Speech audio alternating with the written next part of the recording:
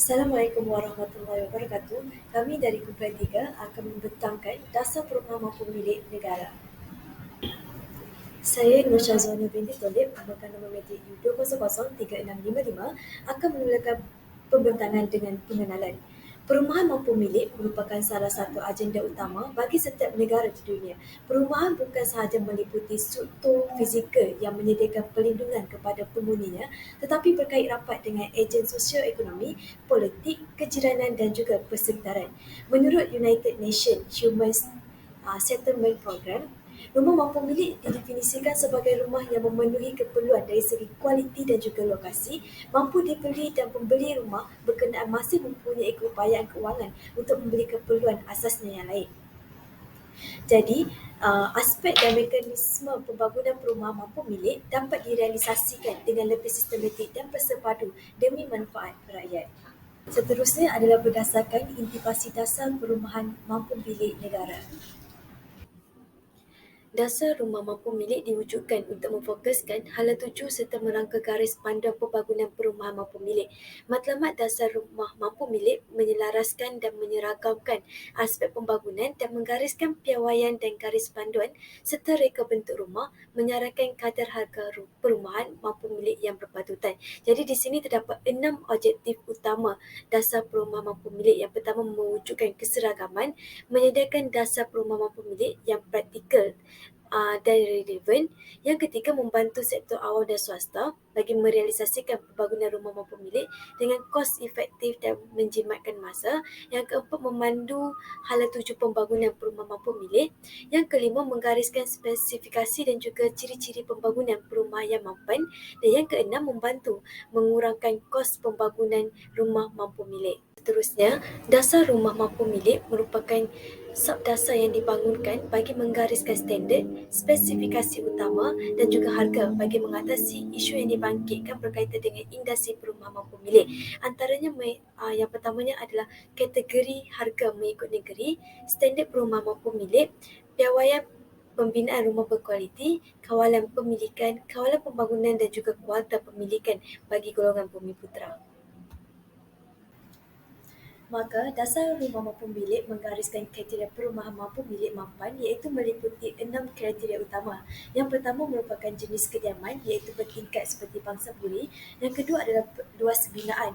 Yang ketiga, harga jualan maksimum. Yang keempat, kemudahan awam seperti kawasan lapang, dewan komuniti dan juga kemudahan keagamaan. Yang kelima adalah density dan yang keenam merupakan utility seperti tempat letak kenderaan. Di sini, konklusinya di Malaysia, penyediaan rumah mampu milik tertakluk kepada dasar-dasar yang telah ditetapkan oleh kerajaan negeri masing-masing. Ketetapan ini termasuk penentuan jenis dan komponen rumah mampu milik sendiri. Seterusnya, saya Nurul Suhaini, pemegang nombor matrik U2003779 akan membentangkan cabaran utama industri perumahan mampu milik negara. Cabaran yang utama adalah ketidakmampuan membeli rumah mengikut harga pasaran.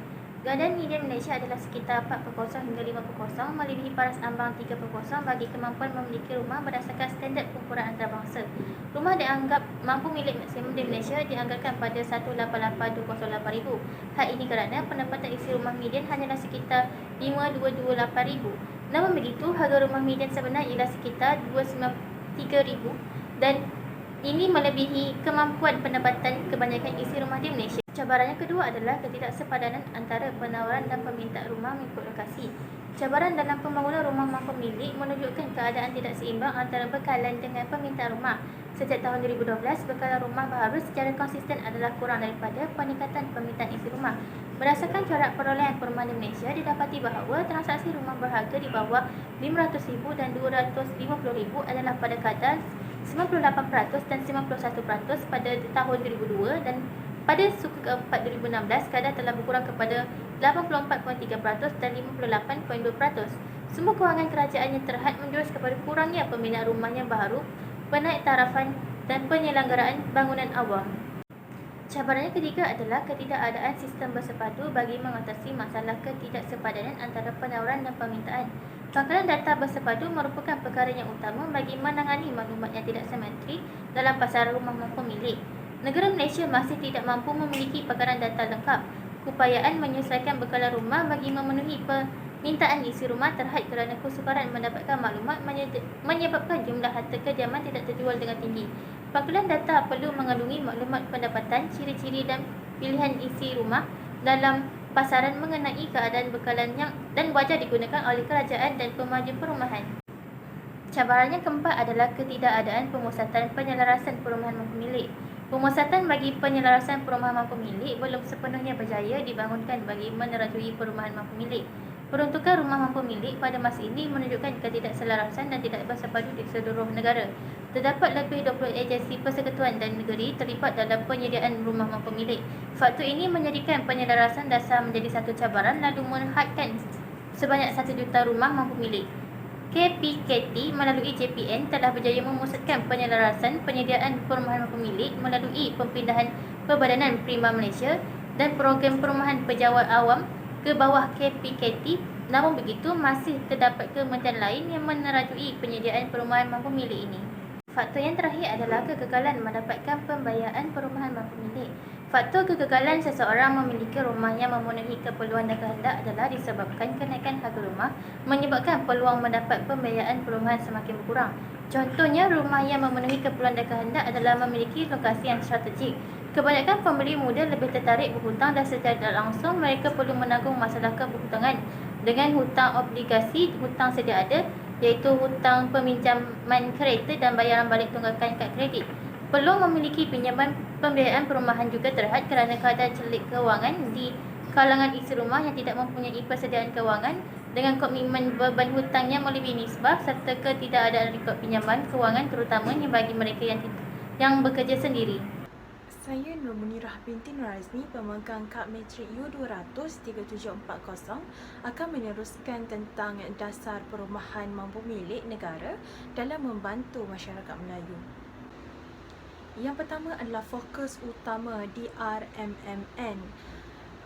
Fokus utama DRMMN adalah untuk menyediakan perumahan yang terjangkau bagi rakyat Malaysia dengan pendapatan rendah dan sederhana, iaitu kategori B40. Seterusnya adalah mengatasi masalah kekurangan perumahan yang dialami oleh rakyat Malaysia, terutama di kawasan bandar yang menjadi pusat ekonomi negara. Yang ketiga adalah dapat mencapai tujuannya, iaitu DRMMN mengambil pendekatan yang terintegrasi dan holistik dengan melibatkan pelbagai agensi dan pihak berkepentingan. Malah beberapa strategi yang digunakan termasuklah pembangunan perumahan bersepadu, pembiayaan perumahan, pemilikan bersama dan penyediaan infrastruktur dan kemudahan asas. DRMMN juga menekankan pentingnya kualiti dan keselamatan dalam pembangunan perumahan serta keterlibatan komuniti dalam proses perumahan. Kajian menunjukkan kaum Bumiputera iaitu kaum Melayu adalah merupakan kaum tertinggi dalam kalangan B40 di Malaysia.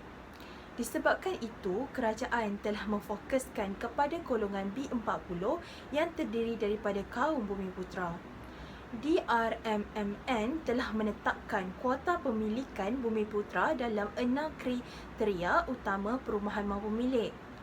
Ini adalah bertujuan untuk memberi keutamaan kepada kaum Melayu terutamanya, iaitu yang bergrade B40 untuk memiliki rumah mampu milik mereka. Statistik telah menunjukkan tentang jurang pendapatan di antara kaum yang semakin melebar dan yang terendah adalah kaum Bumiputera dan diikuti dengan kaum India dan Cina. Oleh itu, terdapat beberapa inisiatif yang telah dilakukan oleh DRMMN terhadap golongan Melayu. Antara inisiatifnya adalah yang pertama, program Rumah Mampu Milik Johor yang membantu masyarakat Melayu di Johor untuk memiliki rumah dengan harga yang mampu milik. Yang kedua ialah program Perumahan Penjawat Awam Malaysia iaitu PPAM yang memberi tumpuan kepada penjawat awam yang kebanyakannya masyarakat Melayu dalam pembelian rumah dengan skim pembiayaan yang rendah. Ketiga ialah skim pembiayaan fleksibel iaitu SPEF. DRMMN juga menyediakan skim pembiayaan fleksibel yang bertujuan untuk membantu keluarga dengan berpendapatan rendah dan sederhana membeli rumah. Program ini dapat membantu keluarga Melayu yang memerlukan bantuan keuangan untuk membeli rumah. Seterusnya yang keempat iaitu Program Pembangunan Perumahan Rakyat iaitu PPR. DRMMN mencakup perkembangan program PPR yang bertujuan untuk menyediakan perumahan yang terjangkau bagi keluarga dengan berpendapatan rendah. Program PPR ini dapat memberi manfaat bagi keluarga Melayu yang memenuhi syarat untuk mendapatkan perumahan yang terjangkau. Yang kelima ialah pemilikan bersama. DRMMN mencakup program pemilikan bersama yang memungkinkan keluarga dengan berpendapatan rendah dan sederhana membeli rumah secara kolektif dengan orang lain. Program ini dapat membantu keluarga Melayu yang ingin memiliki rumah namun tidak mampu membelinya secara individu. Yang keenam ialah pembangunan perumahan bersepadu. DRMMN mendorong pembangunan perumahan yang terintegrasi dengan kemudahan umum seperti sekolah, masjid dan pusat komuniti. Program ini dapat memberikan manfaat kepada keluarga Melayu yang tinggal di kawasan-kawasan yang memerlukan fasiliti tersebut. Melalui DRMMN, kerajaan berusaha untuk membantu semua golongan rakyat Malaysia termasuk masyarakat Melayu memiliki rumah dengan harga yang mampu milik dan berkualiti. Namun demikian, perlu diingatkan bahawa DRMMN dirancang untuk membantu semua rakyat Malaysia dengan berpendapatan rendah dan sederhana tanpa membezakan suku atau etnik tertentu. Malah tujuan DRMM ini adalah untuk bertujuan memberikan manfaat yang adil dan saksama bagi seluruh rakyat Malaysia. Seterusnya, saya Azira binti Bustami, pemegang nombor metrik U2003644 akan menerangkan kesan pembinaan rumah mampu milik. Kajian mendapati pertumbuhan pembinaan perumahan di sesebuah wilayah telah meningkatkan lagi prospektif ekonomi wilayah tersebut. Dari perspektif kesan sosial, dasar perumahan negara menggalakkan kemajuan yang seimbang melalui penambahbaikan dalam infrastruktur sosial seperti pembangunan masyarakat dan pertumbuhan penduduk tempatan. Seterusnya, dari segi kesan sosial pula, kehidupan sosial perpaduan kaum antara satu keluarga dengan keluarga yang lain dan yang wujudnya keharmonian dengan aktiviti kemasyarakatan yang dijalankan oleh sebuah komuniti anjuran persatuan penduduk PPR dengan kerjasama DBKR dan wakil penduduk kawasan tersebut. Satu kajian mendapati kehidupan penduduk program perumahan rakyat iaitu PPR telah berubah dan bertambah baik berbanding tinggal di kawasan perempatan setinggan. Pengenalan perumahan PPR ini memberi kesan terhadap peningkatan taraf ekonomi dan mengurangkan masalah sosial. Selain itu, sekiranya kemudahan yang disediakan oleh pihak berkuasa tempatan, kerajaan persekutuan dan negeri dalam rumah mampu milik dilaksanakan dengan baik, ia dapat memenuhi cita rasa dan keperluan rakyat. Namun, jika terdapat penyelewengan dan rasuah dalam pembinaan rumah mampu milik, pembinaan tempat tinggal untuk golongan berpendapatan rendah khususnya B40 dan M40 tidak dapat dilaksanakan dengan sempurna, serta rumah yang didirikan terbengkalai disebabkan harga pasaran yang tidak mampu milik oleh golongan tersebut. Oleh itu, kerajaan negeri dan persekutuan seperti Kementerian Perumahan dan Kerajaan Tempatan perlu membantu pihak berkuasa tempatan dalam membina rumah-rumah yang sesuai untuk golongan yang disasarkan. Contohnya, dasar rumah selamampu 2.0 memenuhi kriteria dasar rumah mampu milik iaitu dijual dengan harga RM42,000 seunit sehingga RM250,000.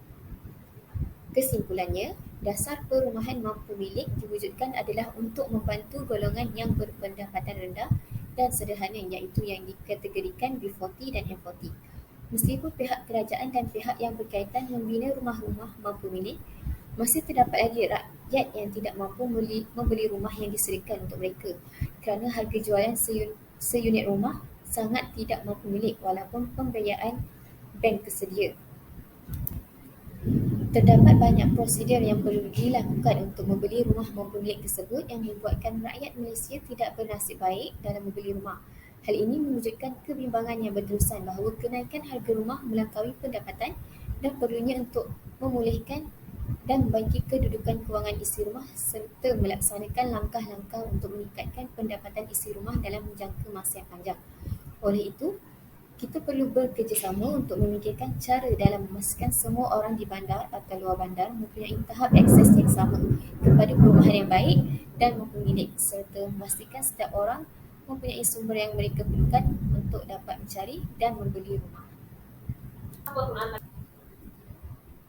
Itu sahaja daripada kumpulan kami. Sekian, terima kasih.